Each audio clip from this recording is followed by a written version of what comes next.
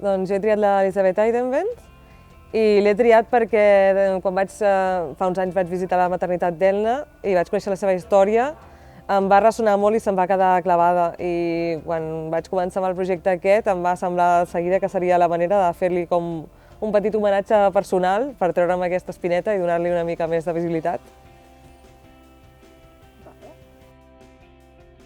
Doncs a partir de que vaig triar la dona referent, a tothom li va semblar bé. De fet, és una dona que feia il·lusió que sortís al calendari de feia temps, així que va ser perfecte.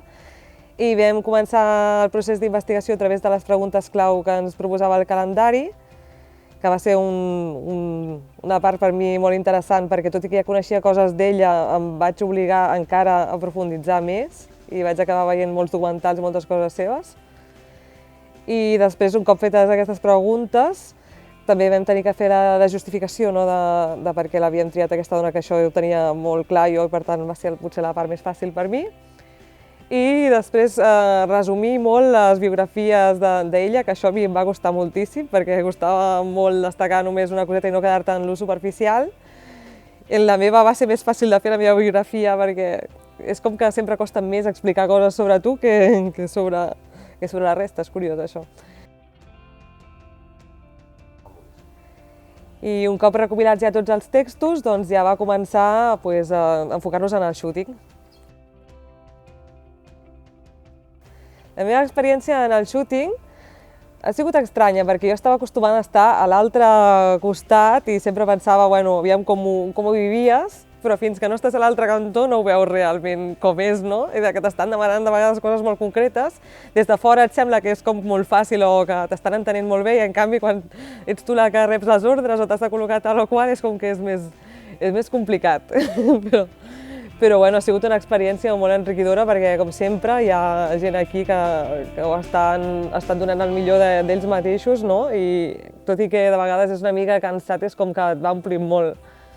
És el que fa que repetim un any darrere l'any, jo crec, que les persones que estem d'aquí i que moltes participants també formin part de l'equip els anys següents.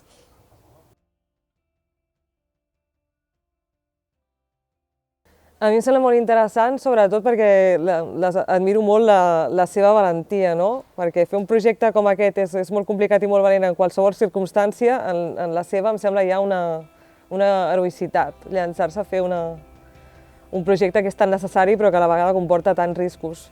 I tenen, no sé, unes dones que són capaces de fer això per autoprotegir-se, per muntar una societat encara que sigui en miniatura on puguin estar de forma segura i amb els valors que elles creuen que necessiten per créixer, em sembla brutal.